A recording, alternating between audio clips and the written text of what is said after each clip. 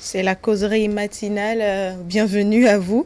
Nous avons sur ce plateau Sénaléa Glago, rédactrice en chef de Radio Tokpa. Bonjour. Bonjour Rolali, bonjour Latif, bonjour aux téléspectateurs de E-Télé. Juste en face de vous, Kader Achirou, journaliste à Usaï TV. Bonjour. Bonjour chers consoeurs, bonjour chers confrères, bonjour. Bonjour. Chers amis téléspectateurs, bonjour. Bonjour à vous tous, bienvenue donc dans ce rendez-vous-là qui va nous permettre quand même de revenir sur la journée d'hier, tout le long de la journée bien évidemment. Il y a eu des choses que nous allons analyser ce matin, bien évidemment, avant de permettre à chacun et à tous d'être, on va dire, sur la même longueur que nous, de nous recevoir comme on aurait voulu. On va tout simplement revenir sur cette déclaration-là en fin de soirée d'hier, déclaration du ministre de l'Intérieur qui, avec les éléments officiels, les chiffres officiels, donc, fait le point. On le suit, ensuite on revient ici, commencer le débat. Ce dimanche 28 avril 2019, les élections législatives en vue de l'installation de la 8e législature de l'Assemblée nationale ont eu lieu dans notre pays. Sur tout le territoire national, les opérations électorales se sont globalement bien déroulées dans le calme et la discipline. Toutefois, le processus a connu quelques incidents, notamment dans le centre-ville de Parakou, Chaourou, Savé et Glazoué, puis à Banté, Savalou et Manigri, où des individus incontrôlés s'en sont pris au matériel de vote, aux équipements de la police républicaine et à ses hommes, à des biens privés ou à des journalistes. D'autres encore ont entrepris de barrer la route pour perturber, voire bloquer la circulation. Au total, des agents de la police républicaine ont été blessés par des armes de fabrication artisanale, notamment à Savé, et une équipe de presse a été physiquement agressée à Chaourou. Néanmoins, il est à signaler qu'aucune perte en vie humaine n'est à déplorer. Par ailleurs, diverses menaces proférées via les réseaux sociaux, notamment à l'endroit des citoyens qui se rendaient aux urnes, ont visiblement eu l'effet de dissuader certains électeurs d'aller accomplir leurs devoirs civiques. Face à cette situation, et même lorsqu'elles ont fait l'objet de provocations manifestes, les forces de sécurité publique et de défense ont veillé scrupuleusement au maintien de l'ordre et à la protection des citoyens.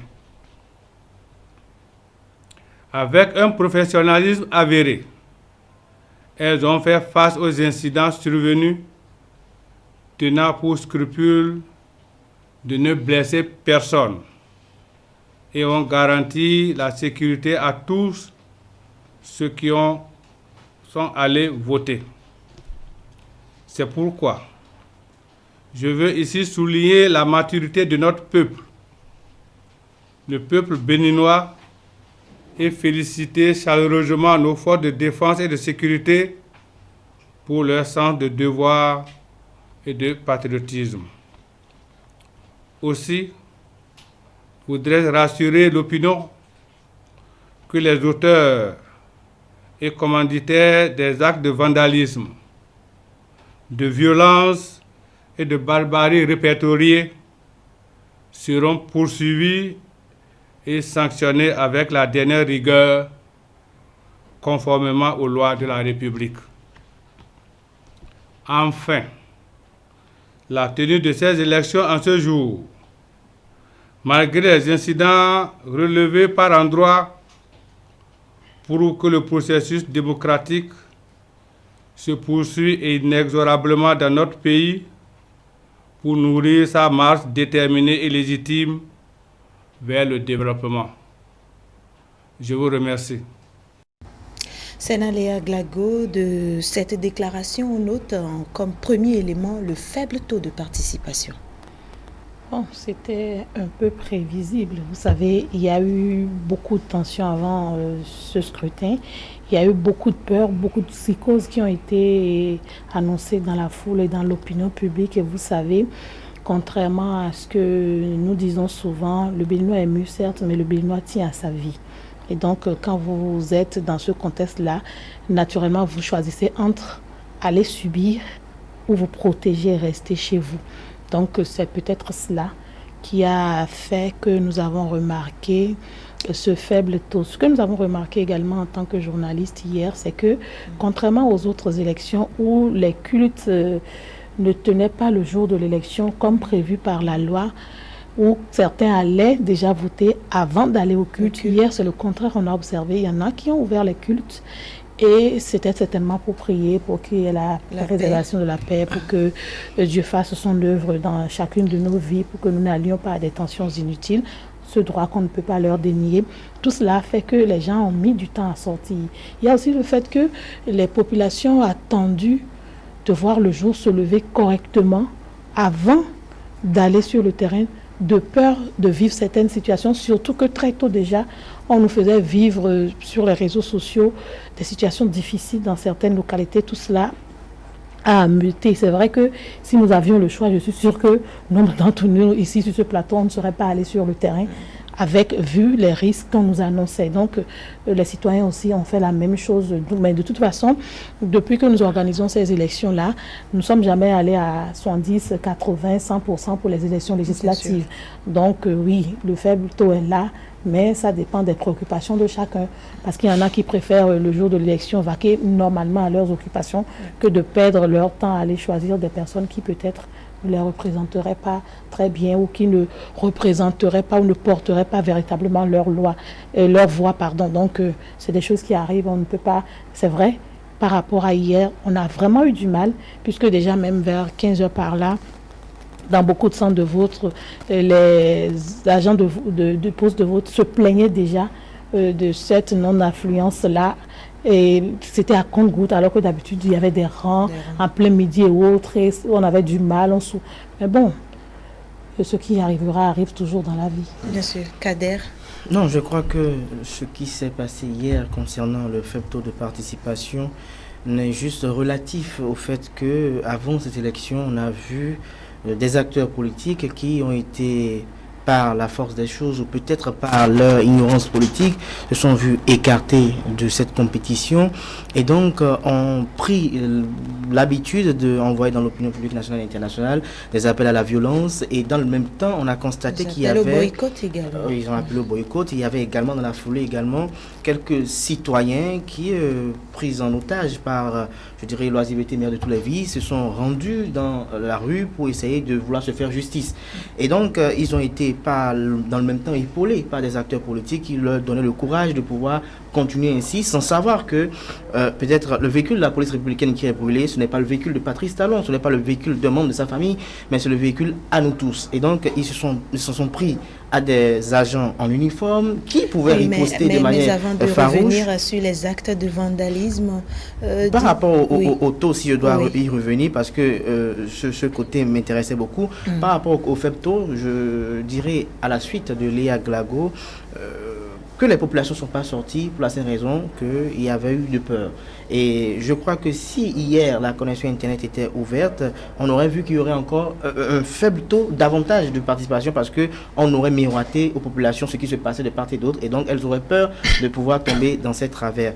Et donc on ne peut que applaudir qu'au moins il y a eu quelques Béninois courageux, qui ont cru peut-être en ces partis politiques qui sont rendus aux urnes. Et je dirais que cela relève également de la faute de ces acteurs politiques, parce que quand il s'agit d'une élection, c'est le moment aux citoyens de dire je viens pour faire un choix, soit ce qu'on me propose, ou également de faire un bulletin nul pour dire je ne me retrouve pas dans le choix que vous me proposez. Et je crois que cela aurait été dû être la consigne que les différents acteurs politiques devaient donner à leurs militants, de dire votez peut-être massivement bulletin nul, pour que lors du dépouillement on puisse constater que peut-être il y a eu une connotation forte au niveau des bulletins nuls, que peut-être peut-être des bulletins où on a eu à effectuer un choix. Mais ils ont appelé au boycott et dans la foulée également, il y en a eu qui ont eu peur. Et je tiens à faire observer également que déjà depuis 2016, on a constaté que malgré les files d'attente qu'on a eu lors de l'élection présidentielle, il y avait eu des acteurs et des Béninois qui ont commencé à se désintéresser des élections parce qu'ils ont compris que les politiciens, pour la plupart, sont sans éthique et sans morale.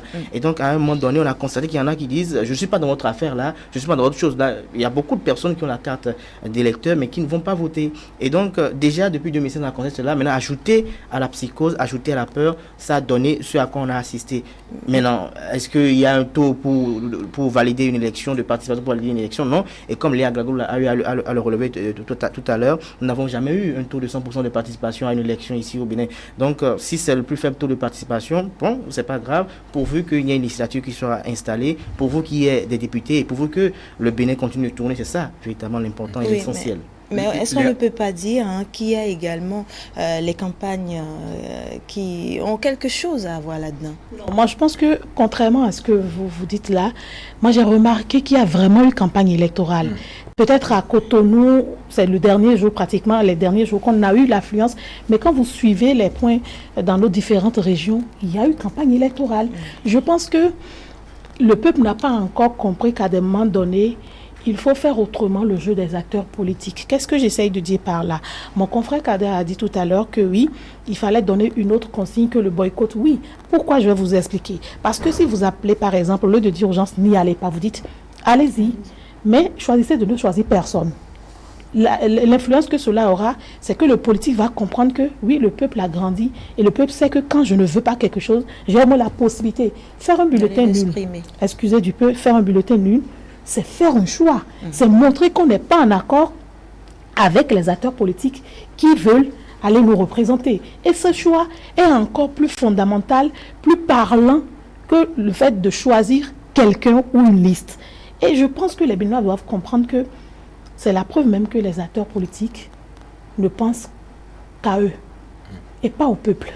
Parce que si vous pensiez au peuple, vous lui apprendriez à mieux connaître, à mieux s'exprimer, que de lui apprendre à ne pas du tout s'exprimer. Parce qu'en démocratie, on a dit que c'est le pouvoir du peuple par le peuple. Et si le peuple ne s'exprime pas, comment est-ce qu'on va comprendre sa position? Donc je pense que oui, aujourd'hui le mal est fait, mais il faut comprendre après qu'on a la possibilité, soit la démocratie, pas les unes de se révolter. De ne pas y aller, soit de sanctionner le vote en ne votant personne ou en choisissant personne. Et ce droit-là aussi, la loi nous le donne. Et donc je pense qu'aujourd'hui, moi en tout cas personnellement, j'ai compris que ces acteurs politiques qui feignent de nous défendre, de nous montrer qu'ils sont les meilleurs Béninois, les meilleurs défenseurs du Bénin, en réalité ne le sont pas, puisqu'ils ne pensent qu'à eux. Excusez-moi, c'est mon avis, mais je suis convaincu de ce que je dis. Parce que quand vous pensez au peuple, quand vous pensez, et je l'ai dit ce truc-là, depuis que nous parlions des tests de loi votés par rapport à ces réformes politiques-là, parce que quand vous pensez au peuple, vous avez la possibilité d'exprimer autrement votre désaccord que de boycotter. Le boycott n'est pas une expression ce n'est pas une expression démocratique. La preuve, nous sommes là aujourd'hui. Ils vont pas nous représenter. L'élection, peut-être, on va finir avec cette phase-là. Il y aura des députés qui seront à l'Assemblée nationale et ils vont nous défendre comme ceux qui crient et qui nous disent qu'ils nous défendent. Donc, je pense qu'il faut revoir notre manière d'apprendre la démocratie ou la politique à nos populations. Il faut revoir cette manière-là. Non, je crois qu'à la suite de Léa Glagou, j'éprouve tellement son point de vue où nos acteurs politiques ne nous défendent véritablement pas. Ils vont au Parlement peut-être pour bénéficier d'une immunité parlementaire et vouloir chaque fois tronquer leur vote contre peut-être des marchés ou peut-être tronquer, je dirais, leur réseau parlementaire contre l'obtention de marchés. C'est pour éviter ça que la réforme du système partisan. En dehors de cette réforme même qui est venue revoir les choses pour finir avec les entreprises politiques, pour finir avec le marchandage politique, où il y a certaines formations politiques, je ne vais peut-être pas évoquer le nom ici, où même pour être candidat sur cette liste, il fallait payer. Il fallait payer pour être candidat sur cette liste par le passé. Et c'est de ça que eux ils vivaient. C'est de ça, c'est leur business ça. Ils sont toujours là pour vivre de ça en fait. Et souffrir qu'ils puissent monter au créneau, commencer par témoigner leur amertume à l'endroit de ce régime parce que on leur a coupé. Et on a entendu des partisans qui ont dit eux-mêmes que c'est ce qui se faisait. Voilà, on leur a coupé et cette mangeoire. L'entrepreneuriat politique est fini. L'entreprise est finie. L'entreprise est morte. Et donc, voilà ces acteurs politiques que nous avons. Des acteurs politiques qui ne sont jamais rassasiés. Quand ils ne sont pas ministres, ils sont DG. Quand ils ne sont pas DG, ils sont députés. Et ils sont toujours là. Ils veulent toujours dans l'ombre pour influer le cours des choses. Ils sont toujours là et ils estiment que rien ne peut être fait sans eux. Et ils ont formé une certaine sorte d'oligarchie nationale. Une oligarchie nationale composée d'acteurs minoritaires qui ne sont pas tous compétents en fait. Il y en a qui, quand ils avaient mon âge, au lendemain de la conférence nationale des forces vives de la nation, étaient déjà ministres, par 2 fois déjà. Il y en avait qui, au moment où ils avaient l'âge de certains jeunes qu'ils invitent aujourd'hui à aller faire quelque chose, il y en avait parmi eux. Compétents ou c'est seulement... non, même, le même âge et les mêmes compétences d'ailleurs, je peux le dire, mais ils étaient déjà ministres, ils avaient déjà eu à occuper de hautes fonctions au sein de l'appareil étatique. Mais aujourd'hui, ils sont là, toujours là, ils vieillissent, leurs enfants vieillissent, ils vieillissent sous le dos de l'État, leurs enfants aussi vieillissent sous le dos de l'État, et c'est eux qui sont là parce que je pense que l'un de nos familles c'est le Bénin et donc c'est leur patrimoine en fait, et donc ils estiment que rien ne peut se faire sans eux. Je tiens à préciser aux populations, et ça c'est très important de comprendre, que le Bénin ne doit pas être pris en otage considérablement par des gens qui se qualifient d'être de l'opposition. L'opposition n'est pas, je dirais, un parapluie ou je dirais une carapace pour estimer que c'est soi qui défendent plus le peuple. Que ceux qui sont de la mouvance, ils vont vous dire qu'ils n'ont pas un amour pour un peuple. Est-ce que le peuple en tant qu'entité empirique et qui est tout le temps pris et tiraillé de part et d'autre ne doit pas, je dirais, impacter le vrai peuple, le vrai peuple et non ceux qui sont manipulés à coups de billets de banque pour aller peut-être mener des actions. Donc, c'est là où je rejoins l'opinion de Léa Glago. Ils ne pensent qu'à eux, ils ne sont là que pour eux, pour leur promotion et pour leur famille et surtout pour leur poche, parce que ils sont là à avoir des marchés de hauteur de milliards mais sans jamais payer les impôts. Mais pendant ce temps, vous êtes ici, vous payez les impôts. Quand l'organe ne paye pas les impôts, on peut vous voir un jour, on envoie les gens fermés, mais on estime que chez lui député, on ne peut pas aller enlever le compteur parce qu'il n'a pas payé la facture. On estime que chez lui, son enfant ne peut pas ramasser quelqu'un sur la rue et que lui, son enfant ne peut pas être arrêté et rester en garde à vue parce que c'est lui qui le fait. Aujourd'hui, tout cela a été revu et je crois que c'est pour le bonheur de ceux qui n'ont rien que désormais on ne puisse plus être peut-être enfant de ministre, rester dans son fauteuil et dire c'est mon papa qui est temps et qu'on doit le faire. C'est pour ceux-là qui sont frustrés, c'est pour ceux-là qui sont déçus. Et je finirai cette intervention en allant sur le point de ce que Léa Glago a observé pour dire la politique de la chaise vide. Ils ont eu à le faire parce qu'ils estimaient qu'ils avaient véritablement un poids. Ils ont oublié que la politique c'est une question de rapport de force et dans le cas d'espèce, ils étaient minoritaires. Et qu'on le veut ou non, on parle de démocratie, ce sont que je ne veux peut-être pas choquer les sensibilités, mais la démocratie en réalité pour aller directement, c'est une dictature de la majorité. Et donc quand vous êtes minoritaire, acceptez d'être brimé, je parle de brimade, d'être brimé par une majorité, quitte à ce que quand vous aussi vous serez majoritaire, vous pouvez exercer votre majorité également de manière exponentielle sur cette minorité. Alors revenons, le ministre l'a dit, il n'a pas eu la langue de bois, revenons sur les violences, leur teneur notamment à ces violences-là, et même ceux qui en ont le plus, on va dire, souffert, notamment les journalistes. Il a noté les reporters pris à partie les forces de l'ordre, les attitudes des uns. Finalement, cette violence-là, Léa, Sénat Glago, elle est adressée finalement, on va dire, pour faire mal peut-être au régime et à ceux qui sont pour le scrutin au niveau donc de l'appareil étatique, mais c'est les innocents et aussi, on va dire, des choses qui appartiennent finalement à ceux qui ont manifesté la violence. C'est ça finalement la cible.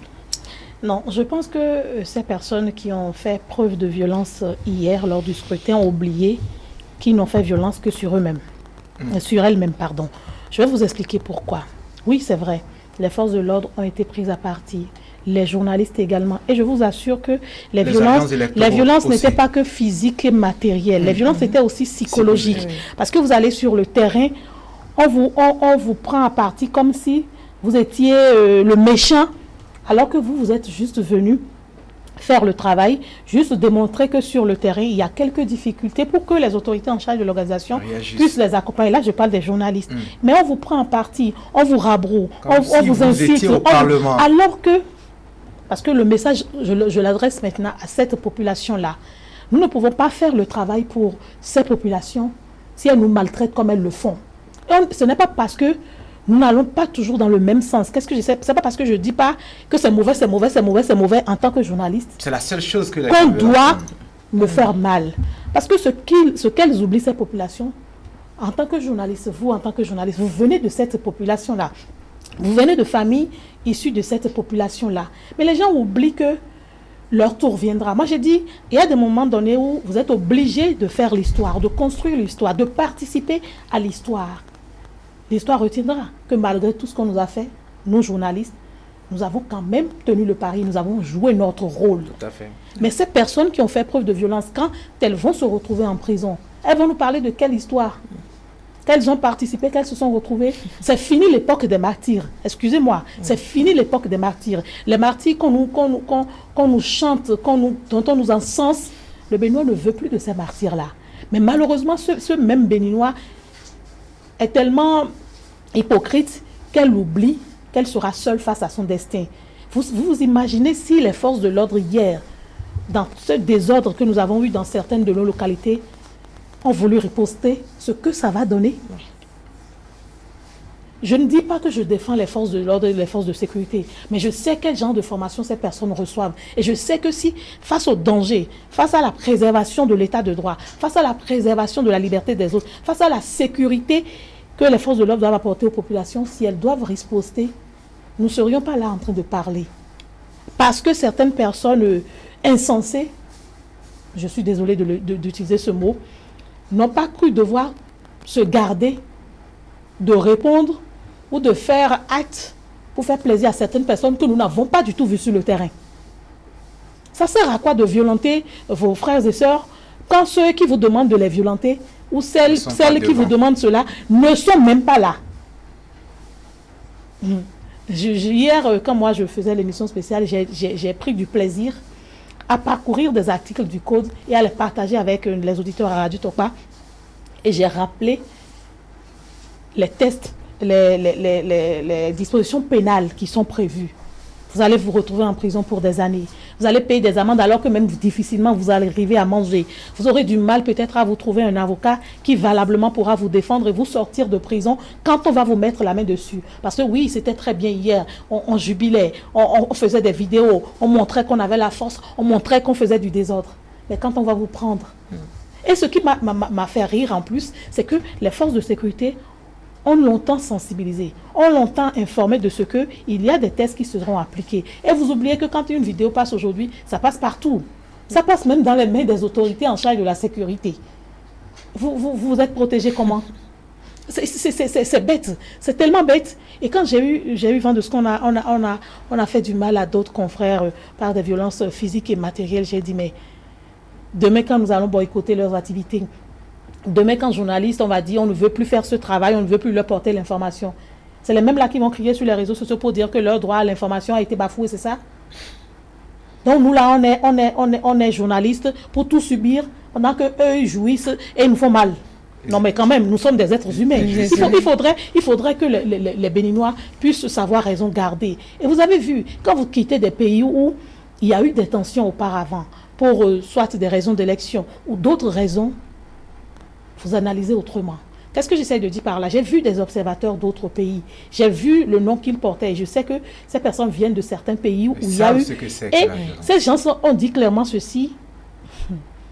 Mais tout se passe bien. Du moment où chacun pouvait sortir et manifester son vote. Et ceci dans la sécurité. On nous a parlé de forces de l'ordre qui intimidaient. Moi, je n'ai pas vu de forces de l'ordre qui est intimidé. La preuve, c'est des gens qui étaient presque à l'écart ou qui venaient, qui repartaient. Donc, chacun avait la possibilité de pouvoir exprimer son vote, même si c'est un vote nul. Mais je ne sais pas ce qui nous arrive. Je ne sais pas comment est-ce qu'on veut grandir dans ce pays pour pouvoir se mettre à penser que la violence est la meilleure arme. La violence n'est aucune arme. Parce que ce que vous oubliez, quand vous vous emportez sur l'autre, oui, quelqu'un d'autre peut se lever et s'emporter sur votre famille. Vous allez dire quoi à ce moment précis? Que parce que vous défendez la nation béninoise, qu'on s'est emporté sur vous? Non, quand même, on n'a qu'à arrêter. Parce que ce n'est pas du tout sérieux. Moi, je suis frustrée d'avoir vu des Béninois aller à des actes de violence, surtout quand je sais qu'on va leur mettre la main dessus et que ces personnes iront en prison. Eux-mêmes, ils ont facilité justement à ce qu'on les mette la main parce que les gens se sont filmés. Les gens ont filmé des amis. Des gens ont fait des selfies, tout heureux de montrer qu'ils étaient les plus violents du pays. Ce n'est pas normal. Des actes condamnables. Je crois que ce sont des jeunes pour la plupart qui l'ont fait. Et lors d'un débat sur ce plateau, j'ai à le souligner que les gens sont dans les émotions. Et sauf que dans les émotions et dans l'extase, ils puissent agir de manière inconsciente. Ces acteurs politiques ont voulu faire endosser leurs responsabilités à des badauds, parce que je crois que quelqu'un de responsable ne se mettrait pas dans la rue, se mettrait pas à brûler des pneus usagés, se mettrait pas à s'en prendre à un véhicule de la police républicaine. Je crois que pour ces genres de tâches, il y a des gens qui sont spécialisés pour ces genres d'activités.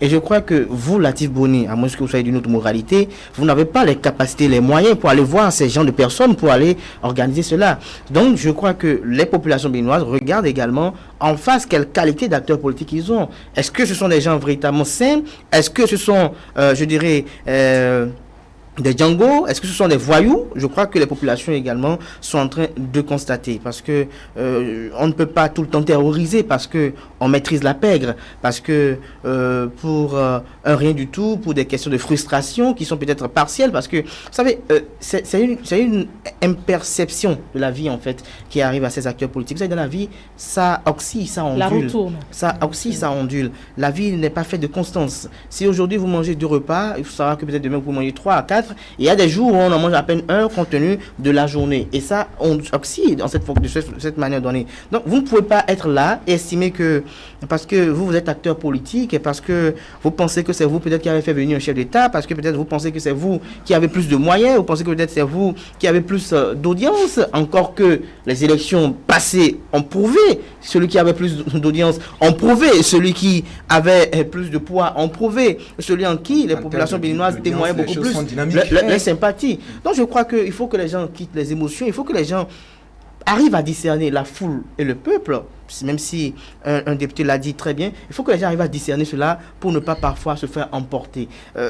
Ça ne sert à rien que vous qui aspirez à diriger un pays, que vous habituez les vôtres à aller, pour des questions de frustration, à aller brûler des pneus usagés, à aller saccager des arrondissements, à aller faire ci, à aller faire cela, parce que dès que vous habituez les populations à le faire, sachez que le jour où vous serez au pouvoir, avec les contraintes du pouvoir, les mêmes populations, quand elles n'auront pas pour leur compte, ils se diront, mais dis-moi, telle personne-là, on était ensemble, on a fait les luttes ensemble, il est aujourd'hui président de la République, il ne pense pas à nous, on l'appelle, il ne décroche pas. Parce que quand vous arrivez au pouvoir, les exigences du pouvoir sont là, les difficultés du pouvoir sont là, et les contraintes sont là. Vous ne pouvez pas satisfaire tout le monde. Et donc, si ces personnes, vous les habituez à brûler les pneus, sachez qu'ils seront les premiers à le faire. Et donc, il faut qu'on arrête cela et qu'on ôte cela de la tête de nos populations. Autre chose également qui est très important, c'est que, vous savez, les pays dans lesquels il y a beaucoup plus de tensions en matière électorale, comme parfois le Nigeria également, c'est parce que les gens ont habitué les populations à la violence. C'est parce que de manière progressive, les jeunes qui sont nés ont vu que la violence est de norme en période électorale. Et donc, on estime que peut-être quand on n'est pas content, c'est aller se faire justice. Et je suis content que le ministre Saka Lafia ait rassuré les populations que ceux qui ont fait cela seront poursuivis, et même les commanditaires de ces actes. Il faut qu'ils en répondent. Et je pense qu'à ce niveau donné, on ne parlera pas encore de chasse aux sorcières, parce que c'est totalement irresponsable pour ma part d'être acteur politique, et parce que on n'a pas eu gain de cause, on estime qu'il faut organiser l'insurrection. C'est avec moi que non. Ça ne va pas se dérouler. Il y a aussi un autre aspect concernant la population, c'est quand même que à l'heure du bilan, c'est sur elle que ça va peser. Tenez, un arrondissement par exemple incendié, les conséquences. Non, ça c'est très, je dirais, vrai ce que vous dites, mais de l'autre côté, ce que ces populations ne comprennent véritablement pas, c'est que quand ils vont brûler le véhicule de la police républicaine de cette localité, c'est pas ce véhicule ne fait pas partie du véhicule d'escorte du président Patrice Talon. Ça ne fait pas partie de la garde rapprochée de ses ministres. Et le véhicule là qu'ils ont eu à brûler, c'est le même véhicule là qui devrait intervenir quand il y aurait un cas de vol dans la maison, peut-être de ceux qui sont venus brûler ce véhicule. Et donc quand le véhicule là ne serait plus là, comment ils vont procéder? Ces populations également, je parle d'inconscience. Et comme j'ai parlé d'oisiveté également, parce que je crois que quelqu'un qui doit le matin aller au champ et qui sait que je dois aller voir mon maïs, à quel niveau il est, l'évolution, les tomates, comment ça se passe. Je dois aller voir l'ananas pour voir comment c'est. Je dois aller voir mon acajou. Je crois que c'est pas celui-là qui va se mettre, je dirais, sur une route pour dire qu'il brûle les pneus. La preuve, ceux qui appellent les uns les autres à cela, on n'a jamais vu ces acteurs politiques eux-mêmes avec des pneus comme ça pour dire qu'ils brûlent. Donc je crois que c'est les populations qui se font berner, qui se font instrumentaliser à coup de billets de banque. Et je crois que, comme je l'ai dit tout à l'heure, c'est parce qu'ils ces acteurs politiques maîtrisent la paix. C'est parce qu'ils constatent que ceux-là, par exemple, avec 10 000 francs CFA, par exemple, on peut les mettre dans tous leurs états en leur donnant un peu de stimulant. Et donc, ils peuvent se rendre dans la rue avec les yeux un peu plus rouges. Et allez, et c'est là où, comme Léa l'a souligné, je remercie les forces de défense et de sécurité qui ont eu à faire preuve de calme et de sérénité à des moments donnés parce que, comme Léa a eu à le souligner, c'est des agents formés. Et là, en dehors du fait qu'il faut préserver l'état de droit, qu'il faut préserver la République, il y a également leur vie qui est en difficulté. Et n'oubliez pas qu'il y a la question de légitime défense. Et donc, quand quelqu'un se voit agressé par des gens, peut-être par des pierres, et qu'il a avec lui un outil qui peut permettre de neutraliser d'un coup, je dirais, un individu et qui n'en fait pas usage, je crois que c'est vraiment à saluer. Et je crois que les populations, quand elles s'en prennent également à ces forces de l'ordre, elles oublient que ce sont leurs parents qui sont ces policiers. Ce sont les parents de ces mêmes policiers. Des extraterrestres. Je crois que les talents, on peut en compter dans la police ou dans l'armée. Mais ce sont les mêmes familles là qui sont... S'il y en a même, merci. Eh bien, ce sont les mêmes familles qui sont au sein de cette police et de cette armée. Et qu'on s'en prenne à eux et qu'on décide de se faire justice, je crois, comme je l'ai dit tout à l'heure, c'est pas bien séant. C'est pas moral, c'est pas éthique. Et je crois que la meilleure qualité d'un démocrate est de savoir attendre. Quand vous êtes démocrate, il faut forcément attendre son tour. Quand vous n'attendez pas votre tour et que vous voulez vous faire justice, souffrez que le jour où vous serez aux manettes, on va vous faire justice. Et ça ne fait pas crédible que vous, acteurs politiques, vous avez eu à décrier quelqu'un, vous avez eu à insulter quelqu'un, vous avez eu à traiter cette personne de tous les mots hostiles à une bonne réputation, dire qu'aujourd'hui, cette personne, aujourd'hui, pour vous, elle est bonne. Je crois qu'il y a un contraste à ce niveau. Que vous estimez que cette personne que vous avez amenée au pouvoir, c'est le meilleur, il avait génie, courage et beaucoup de choses, et que cette personne, une fois au pouvoir, est en train de mettre en œuvre son génie. Je crois que c'est même un génie d'ailleurs, parce que il faut le reconnaître qu'il a eu à faire des choses sur lesquelles la plupart de ses anciens présidents ont tout le temps échoué. Il a eu à tenir, et comme on l'a dit, on a parlé de génie et courage. Et je crois que Patrice Talon a le génie, il a le courage pour le faire effectivement. Et c'est ce courage et ce génie et cette audace qu'ils ont eu à nous vendre par le passé qui leur fait peur aujourd'hui, parce qu'ils ont vu que ce génie, cette audace peut mettre un terme à ce qu'ils ont eu par l'habitude, par le passé, de manger copieusement, de vivre sous le dos de l'État. Parce que vous les prenez dans leur ensemble, ces acteurs politiques, pour la plupart, qui aujourd'hui se construisent de l'opposition, ou d'autres sont déçus parce qu'ils ne sont pas bloqués dans les blocs et qu'ils ont eu peur de ne pas se voir. Ils ne sont pas bloqués dans les blocs parce qu'ils n'ont pas... On va revenir. Non, je crois que c'est très important. Il faut que les citoyens le savent, parce que quand on parle d'élections sans l'opposition, c'est pas seulement l'opposition qui n'est pas dans ce scrutin. Il y a le PRD, par exemple, qui a toujours été présent à toutes les joutes électorales, qui n'est pas dans cette élection. Il y a aussi d'autres acteurs. Mais je crois que dans les analyses, parfois, on confond tout. Parce que le PRD a toujours une existence légale et le PRD a failli au niveau de la Commission électorale nationale autonome. Même s'ils veulent marcher aujourd'hui, je crois que c'est irresponsable, parce qu'ils n'ont pas été assez sérieux pour élaborer une liste de manière efficiente et de manière avec toute la sécurité requise. Ça veut dire que, comme le président Adrien Boudia a eu à le dire devant le chef de l'État, on est à Cotonou, on nous envoie les listes d'un peu partout. Ça veut dire que le PRD n'a pas une base fiable pour dire voilà nos militants, voilà ce qu'on pose. Et ça veut dire qu'on met sur la liste de candidatures pas des gens qui ont eu à faire une école normale au sein du parti politique, mais des gens peut-être avec qui on a des affinités, qui vous disent bon tiens, voilà, je veux rentrer en politique. On dit bon, t'es fait pas, je vais te positionner comme j'ai déjà de l'audience et que mon logo a déjà fait ses preuves dans cette localité, je te positionne. C'est comme ça se passe, et on a dit non, on n'en veut plus. Et donc il y a ceux-là qui ne sont pas au sein de cette élection, qui sont également des frustrés également. Donc nous nous attardons pas tout le temps sur les opposants, mais je crois que c'est vers ceux-là aussi qu'il faut s'attarder aussi, qui ont été partisans de cette réforme et qui, parce qu'ils n'ont plus leur intérêt, et c'est ça qu'il faut véritablement insister aux populations, que ceux-là aussi, parce qu'ils n'ont plus leur intérêt, parce qu'ils ont vu qu'une fois dans les blocs, ils n'ont pas la certitude de se faire positionner, ont décidé de se désolidariser. Ça, c'est pas bien séant. Très bien. Et revenons aux événements d'hier, il y a aussi certains de nos concitoyens qu'il faut saluer. Il s'agit de ceux-là qui ont voulu voter et qui étaient empêchés, mais n'ont pas réagi. C'est Naléa Glagou. Oui, je pense qu'avant de faire cela, je vais aller un peu en arrière par rapport aux arrondissements. Non, je pense que les populations ne réfléchissent pas. Parce que détruit, hein. Non pas au bien d'autrui, à leur propre bien. Bien détruit. Oui, au bien détruit, d'accord. Parce qu'un arrondissement, ça rapproche l'administration de la population. L'arrondissement vous permet, par exemple, d'établir votre acte de naissance, votre acte de mariage, acte notarial, domanial, de faire beaucoup de documents qui impactent votre vie. Donc les archives sont ça vous évite. C'est ça même, parce que vous savez, avec les nouvelles réformes aujourd'hui, on n'est plus obligé d'aller très loin, de revenir chaque fois à Cotonou, de quitter le fin fond du Nord ou de Malanville, quelque part là-bas. On vous rapproche tout cela. C'est parce que vous êtes de mauvaise humeur ou parce qu'on vous a incité à être de mauvaise humeur, vous détruisez tout. Ils oublient tout le processus qui a ce sont les documents de qui se retrouvent là? Est-ce que ce sont les documents des personnes qui vous ont frustré, qui se retrouvent dans ces arrondissements? Des enfants de talent. Si vous avez la malchance et que des gens de votre famille ont leur acte, ne serait-ce que l'acte de naissance, et que l'enfant va au CEP, et que vous avez tout brûlé, c'est le gouvernement qui a brûlé l'avenir de votre enfant? Mais non. C'est vous-même. En fait, je pense qu'il faudrait qu'on réfléchisse un peu. Malheureusement, quand nous on parle comme ça, on dit que c'est parce que nous sommes d'un bord ou que nous sommes d'un autre bord. Non, nous réfléchissons juste. Aussi, même si nous réfléchissons. Et on est dans un état de droit. Et dans un état de droit, les tests s'appliquent à tout le monde. Et quand vous faites mal, on vous tape dessus.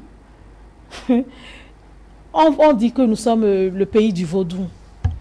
Mais quand vous sortez trop le fétiche, il devient Kalita. Merci. Ça veut dire que ce n'est plus sacralisé, ça n'a plus d'importance, ça n'a plus de valeur. Vous pensez que si les forces de l'ordre voulaient réagir hier, ces fétiches allaient les arrêter?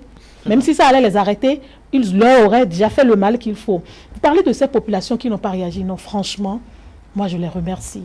Parce que j'ai vu des personnes âgées aller voter. J'ai des collègues qui m'ont relayé cela, qui étaient sur le terrain, qui ont vu des personnes, pour ce que j'ai vu à la télévision également, des personnes âgées avec des bâtons et autres, mais qui patriotiquement dit nous irons voter, et qui ont voté. Les personnes qui en ont été empêchées n'ont pas réagi, et on les remercie. Je pense que ce sont eux les vrais Béninois. Quand on va parler du peuple béninois, ce sont les personnes comme ça qu'il faut voir. Parce que ce sont des personnes qui, malgré tout, se disent j'ai le droit de voter, et je dois le faire. Si on m'en empêche, la loi me permet de ne pas réagir. Et vous savez ce qui est bien dans toute l'histoire? On va nous dire que la justice des hommes est une justice faible, partisane et tout ce qu'on veut. Mais la justice divine ne pardonne pas. Parce que les personnes que vous avez eu à bousculer hier ont une âme, ont une conscience. Et si ces personnes, même le fait de dire, de respirer, de soupirer, dans notre sociologie, ça a un sens. C'est une malédiction pour vous. Les gens oublient, et les personnes âgées le font très bien en disant, les personnes âgées le disent, que même si le monde a évolué et qu'il y a beaucoup de choses qui ont changé, notre essence profonde existe et est encore là. Et je pense qu'on oublie cela. Et malheureusement, demain, quand on va subir certains revers, on va dire c'est le gouvernement, c'est politique. Ce sont les politiciens. Alors que vous-même, vous êtes intrinsèquement connecté à des racines qui vous interdisent de faire certaines choses à des moments donnés. Et vous allez voir, comme l'a dit mon confrère, ce n'est pas les personnes qui sont un peu réfléchies qui font ce genre de conneries. Effectivement, c'est des personnes qui n'ont rien à foutre ou qui ne veulent même pas se construire un avenir. Par les stupéfiants. C'est ça. Excusez, c'est des malades en griffes qu'ils font. Maintenant, c'est notre pays. Ce sont des Béninois. Mais je pense qu'il n'est jamais trop tard pour se reprendre. Pour se reprendre. Et on dit qu'on ne veut pas la mort du pécheur. Aller en prison ou se faire arrêter, ce n'est pas une fin en soi, mais c'est de pouvoir prendre conscience pour se dire, oui, j'ai commis une erreur à un moment donné qui m'a rattrapé. Demain, je ne commettrai pas la même erreur. Ou tout de suite, je peux arrêter que d'autres commettent les mêmes erreurs en donnant les bons conseils autour de moi. La violence n'a jamais arrangé personne. Et hier, vous avez vu dans ce contexte-là, hier, si quelque chose de grave était arrivé, c'est nous qui sommes dans le pays qui allons en souffrir, qui allons en pâtir. Est-ce que ceux qui nous ont incités à le faire étaient là? On les a vus. Même s'ils étaient là, ils seront enfermés dans leur maison. Ils ne vous ouvriront même pas le portail pour vous secourir. Même pas au téléphone. Je crois que vous comprenez un peu pourquoi parfois à un moment donné, certains sages refusent de léguer à la jeune génération parfois bouillante certains secrets. Parce que pour ma petite expérience dans les couvents, je sais que des fétiches, il y a des moments exceptionnels où ça sort. Et quand un fétiche veut sortir dans des moments de tension, il y a un procédé pour le faire. On ne met pas un fétiche sur une route parce que c'est un piqué. On ne met pas un fétiche sur une route parce qu'on estime que telle personne, on n'est pas content de lui. Quand vous habituez les fétiches à le faire ainsi, s'il ne se retourne pas contre vous, sachez que dans votre famille, avec vos enfants, dans les jours à venir ou peut-être au cours de l'année, il puisse avoir quelque chose, vous allez commencer à crier au haro, vous irez voir le fétiche le réveiller pour dire pourquoi on a eu ça, pourquoi ce malheur, pourquoi cela, parce que vous avez utilisé le fétiche à tort et à travers. Je tiens à préciser également que ces Béninois qui sont sortis hier pour voter, ce sont des patriotes pour ma part. Ce sont des gens qui savent que en dehors du Bénin, eux n'ont pas une autre nationalité. En dehors du Bénin, eux n'ont pas autre chose à faire. Et que peut-être ils ont compris que même si ce qui est fait aujourd'hui peut-être n'est pas parfait, puisque aucun de ceux qui ont voté la législation ne sont Dieu pour être parfait, mais qu'il y a eu un effort qui est fait et que l'essence de ces différentes législations contestées et controversées, avouons-le, est quand même de vouloir finir avec une pratique obscène, avec une pratique qui n'est pas du tout agréable, celle où des gens prennent le parti politique pour les choses. Désormais, quand on parle de bloc républicain, vous ne pouvez pas dire que c'est le parti de telle personne. Quand on parle d'union progressiste, vous ne pouvez plus dire que c'est le parti de telle personne. Mais même d'autres partis politiques qui sont fondus, qui ont parlé de bloc, on sait toujours comment ça se passe, on sait ce que c'est cette personne. Ça coûtait quoi à notre opposition de pouvoir fédérer leurs actions, mettre de côté leurs égos, FCB, USL, RE, se mettre ensemble, peut-être avec un bureau politique de 58 membres, une conférence de président peut-être de 3 personnes composées de Yahi, Azanaï, Ajavon. Pourquoi aussi ne pouvaient pas monter un parti politique de la sorte? Parce qu'ils ont eu à sous-estimer Patrice Talon, parce que pour eux c'est un nouveau politicien, et eux ils pensaient qu'ils étaient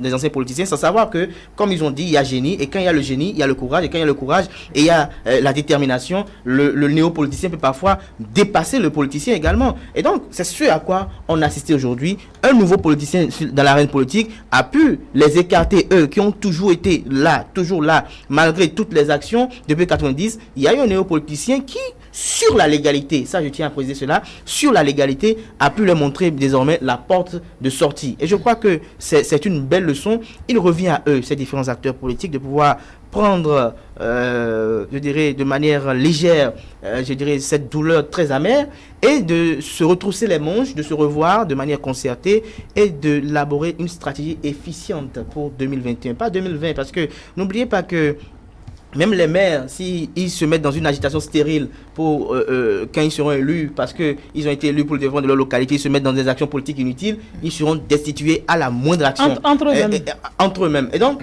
il faut que dès maintenant, c'est 2022 que ça se prépare. Je tiens à vous préciser que Patrice Talon, quand il prenait le pouvoir en 2016, il n'avait aucun maire avec lui, en dehors de quelques-uns qui l'ont soutenu. Il n'avait pas une majorité avec lui. Et donc, sachez que dès que vous aurez le pinacle, on se reporte au pinacle, en ce moment donné, vous aurez déjà votre majorité qui va vous attendre là. Parce qu'il y en a, en fait, qui, eux, ne veulent jamais rester de l'autre côté de l'opposition, quelle qu'en soit la conviction. Et donc, ils vont vous attendre pour vous rejoindre. Et donc, c'est dès maintenant qu'il faut le faire. Et pour le faire, je crois que parfois, il faut jouer au jeu de l'ennemi, qu'il soit bon ou mauvais. La loi, qu'elle soit bonne ou mauvaise, la loi, il faut la respecter. Et donc, si la loi demande à ce que vous soyez ensemble, mettez-vous ensemble. Parce que ça a eu à le dire, je ne sais pas si ça l'a échappé, il dit, on a voulu forcer la main aux acteurs politiques pour qu'ils se mettent ensemble. On vous a forcé la main pour vous mettez ensemble, mettez-vous ensemble. Si FCBE constate que l'USL et Restaurer l'Espoir sont dans le dilatoire, alors qu'il est lâche, parce que, pour ma part, c'est la seule entité politique qui a véritablement une emprise nationale, alors qu'il redynamise le troupe, qu'il dissolve, si possible, le parti politique pour renaître, peut-être avec de nouveaux attributs, avec l'oubli de président d'honneur, où on sait que Thomas Boniaï fait partie du présidium et que désormais, il puisse avoir le quitus pour les prochaines élections. Mais si on reste là, à organiser une campagne médiatique puérile et stérile sur les chaînes internationales que peu de Béninois chez nous suivent et qu'il n'y a que ceux de la diaspora qui suivent, si on reste là à organiser de manière intempestive, comme si on est payé, comme si on n'a aucun travail, que c'est pour les conférences de presse qu'on existe, si on reste là à tout le temps organiser les uns les autres aux marches où les gens se feront gazer à coup de gaz lacrymogène. J'ai même invité les populations à se rappeler de vendredi à Dantokpa. Quand il s'agit de gazer les gens, vous avez vu comment les policiers ont gazé? On a mis de côté les anciens chefs d'État avec ceux qui étaient avec eux, et on a gazé autour de ça. C'est-à-dire on a gazé autour de ça pour montrer que quoi, quelque chose qui se passe, eux seront protégés. Ils seront protégés, même pas les policiers qui seront envoyés, mais vous autres qui les suivez, j'ai peur pour vous, j'ai pitié pour vous, parce que c'est aucune retenue pour vous réprimer. Au-delà de tout, donc c'est vrai, on peut revenir sur ce qu'a dit le ministre de l'Intérieur, qui nommément a cité certaines zones, notamment Parakou, Glazoué, j'ai entendu aussi ça avec Tchaourou, si ça n'a été dit. Les médias aussi ont parlé de Bantais, une zone, peut-être quelques 5 communes, un peu plus ou un peu moins. Alors, au-delà de tout, on peut se féliciter dans l'ensemble, l'attitude des Béninois, mais surtout après, d'une nation debout face à l'essentiel. Oui, ben, notre hymne national le dit très bien, enfant du Bénin debout. Et je pense que être debout, ce n'est pas faire preuve de violence. C'est vrai que c'est dommage quand vous connaissez différentes communes où il y a eu ces violences-là. C'est encore plus dommage quand on dit que ces zones sont réputées de violence. Moi, ça me fait mal. Ça me fait mal parce que je me dis... C'est-à-dire que systématiquement, on sait que vous êtes comme ça et vous-même, vous faites tout pour montrer que vous êtes comme ça. C'est dommage. Je suis d'accord qu'il y a des frustrations. Je suis d'accord que personne n'est heureux. Hein? Oui, la preuve, on n'a aucune preuve ici que nous autres, nous ne sommes pas frustrés. Et pourtant... Parce que notre métier recommande qu'on n'ait aucune couleur, on fait l'effort de n'avoir pas de couleur. Ça aussi, c'est une frustration. Même peut-être face à cette exigence-là, on est frustré aussi. C'est ce que je dis. Un métier, refuse à agir ou pas. Voilà. Je dis, je suis tel. Voilà. Et de s'affirmer.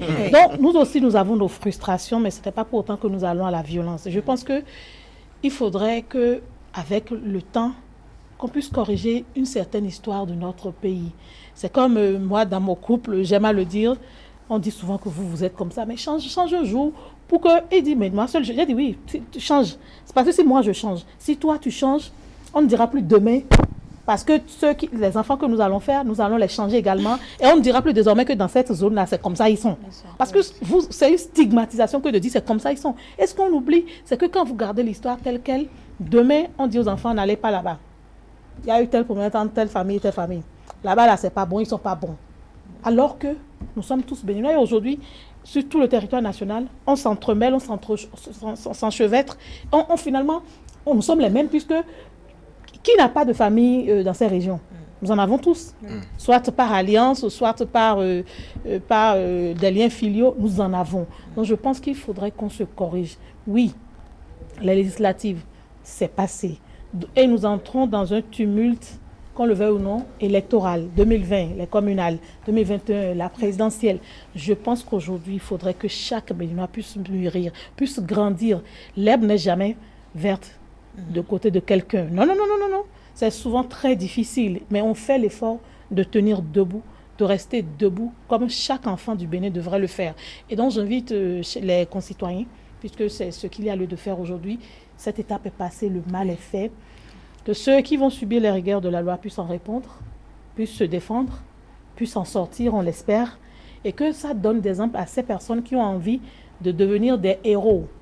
Et encore que les Kaba, Bioguera, Benzin et autres ne sont pas devenus héros comme ça. Eux, ils ont défendu vraiment le pays. Pas dans la niaiserie. Ils ont vraiment défendu le pays. Donc, je pense qu'il faut choisir comment est-ce qu'on veut devenir un héros.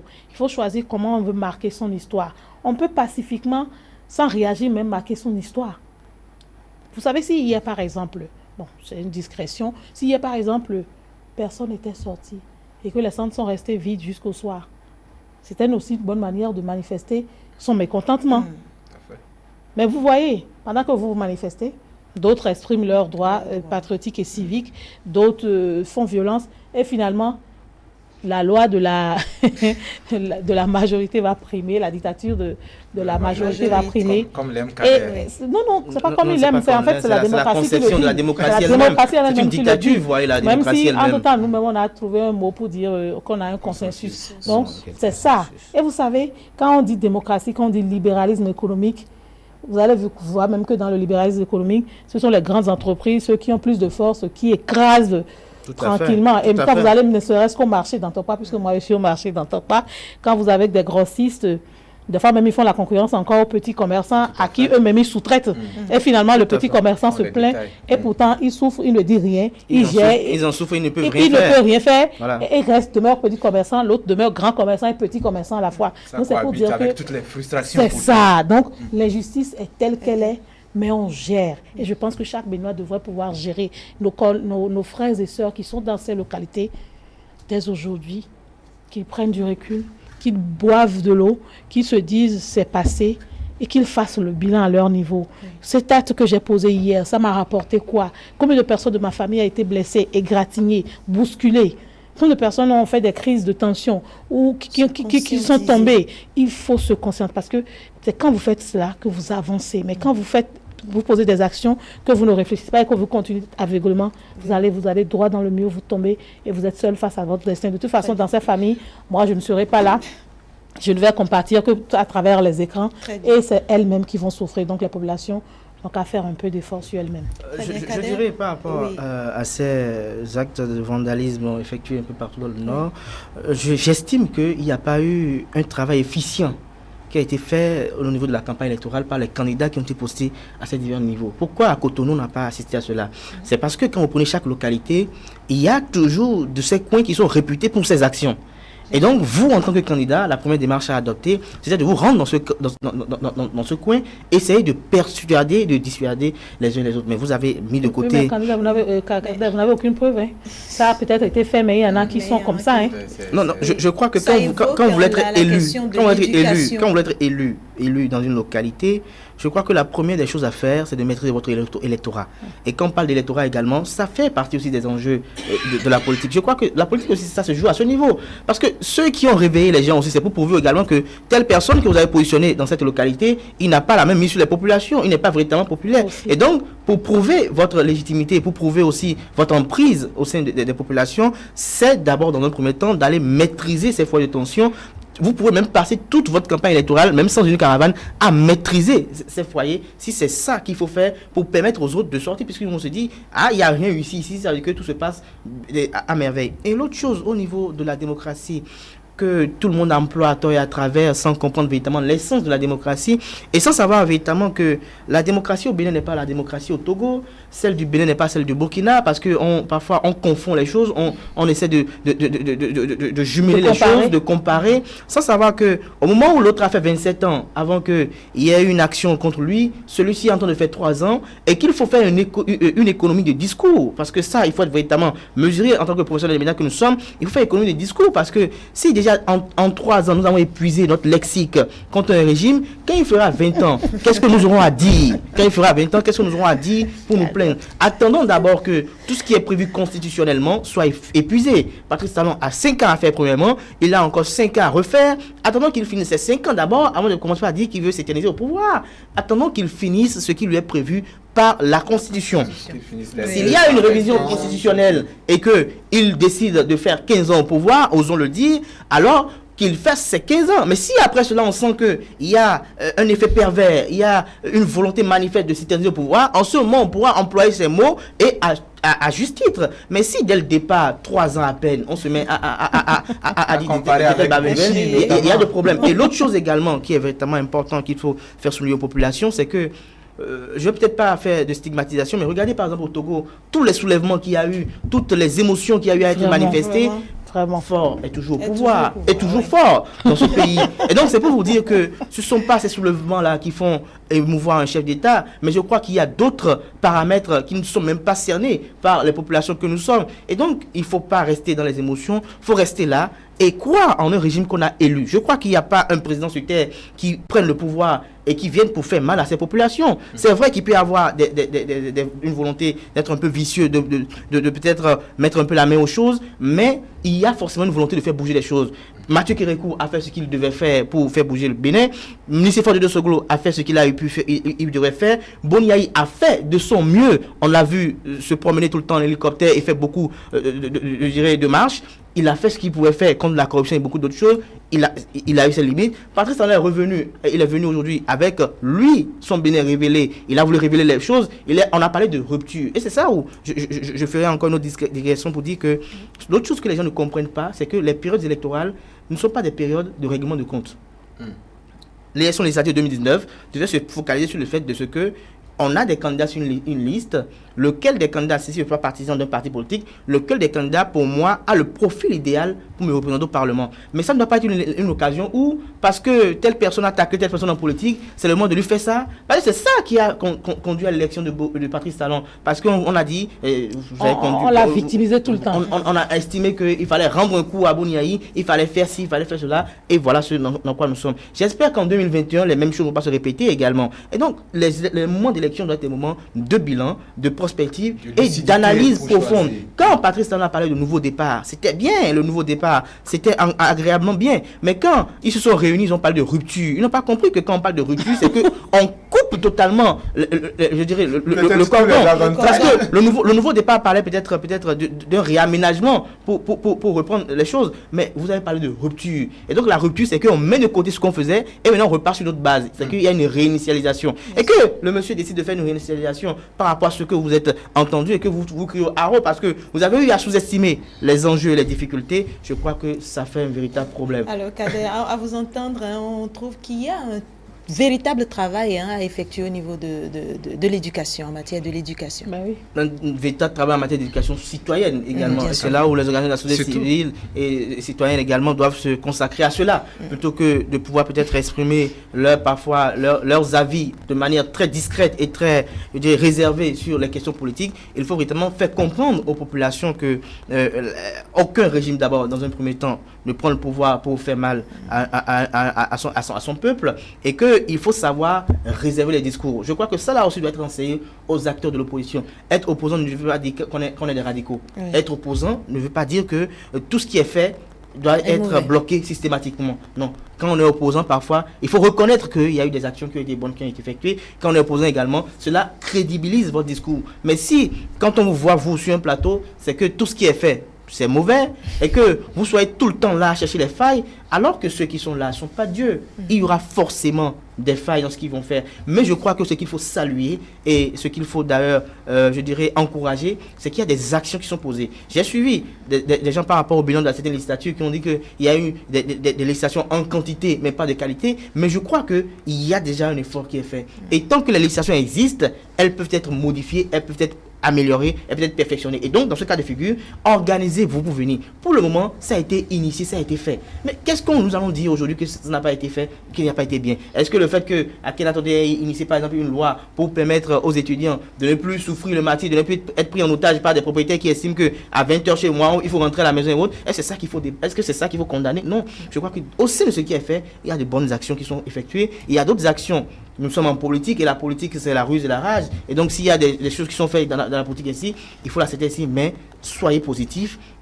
Ne soyez pas dans, je dirais, les émotions. Restez positifs et sachez que Patrice Talon est là pour faire de son mieux pour développer le Bénin. Il a un programme par rapport à ça. Regardez chaque fois le programme. Prenez le programme comme un miroir et regardez cela. Sûr. Et patientons qu'ils fassent tout ce qu'ils veulent jusqu'en 2021. En 2021, nous allons le voir et le juger, nous, devant le tribunal populaire, pour dire, c'est bon, tu as bien fait, il faut que tu reviennes. Même si tu ne veux pas revenir, reviens. C'est pas bon, dégage, nous voulons une autre personne. En 2021, je crois qu'on le fera, même si tous les maires sont peut-être acquis à sa cause, peut-être en 2020. Sénat Léa Glago, il y a un chantier qui s'étale devant nous, devant la presse, devant la société civile dans son ensemble, le chantier de l'éducation des jeunes. Ceux-là qu'à un moment donné, Kader a qualifié de badauds et autres, c'est quand même une partie des Béninois, le chantier est grand. Oui, le chantier est grand, mais nous essayons de faire ce que nous pouvons. Vous savez, nous, on peut éduquer, on peut faire de notre mieux. La preuve, avec toute cette psychose, vous étiez sur le terrain pour travailler. Et je ne suis pas sûre que vous ayez dit qu'il fallait sortir, faire preuve de violence. Ça aussi, c'est que vous éduquez. Maintenant, est-ce que ceux que vous éduquez sont prêts à vous écouter? Vous ne pouvez pas ouvrir leur cerveau et mettre l'éducation dedans. Hein? Parce que, oui, malheureusement, quand vous leur dites les bonnes vérités, parce qu'il y a des vérités qui ne sont pas bonnes forcément, c'est les mêmes qui vous attaquent et qui disent oh, qu'est-ce que ceux-là racontent. On sait qui ils sont.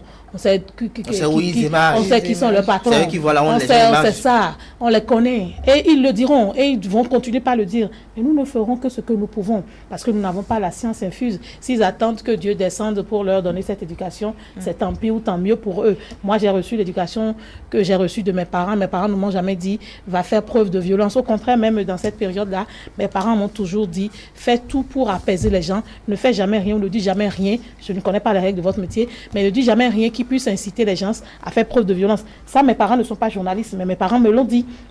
Et je pense que consciencieusement, moi, j'ai fait cet effort-là. Et je suis sûre qu'il y a des débats politiques qui se sont animés avant cette période-là, où vous aviez envie de dire certaines choses parce que vous aviez certaines informations, mais que vous vous êtes retenu de dire parce que vous vous êtes dit, si je me le dis, je le dis, l'autre va penser que je suis contre lui ou que je suis d'un bord et vous êtes tu. Ça aussi, c'est de l'éducation. Et donc, que les personnes ne pensent pas que nous sommes des demi-dieux entre griffes parce que nous avons un pouvoir divin, non, mais c'est parce que nous nous éduquons au quotidien, que nous faisons des choses que nous ne devons pas faire, que nous référons surtout aux textes qui nous régissent et qui nous empêchent de faire certaines choses. Parce que quand on vous dit responsabilité sociale du journaliste, vous dites, ah, je ne peux pas parler comme tout le monde.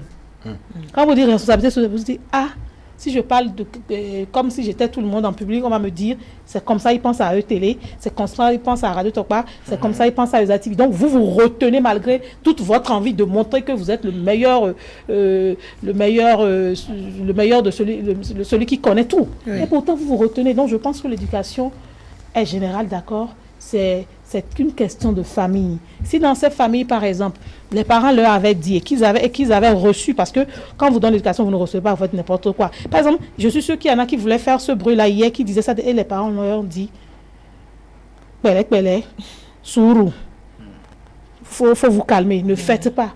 Mais qui leur dit, toi quitte là-bas, toi tu es vieux, toi tu es vieux. Oui, mais on se connaît. Et qui ont raboué leurs parents qui sont sortis faire du désordre.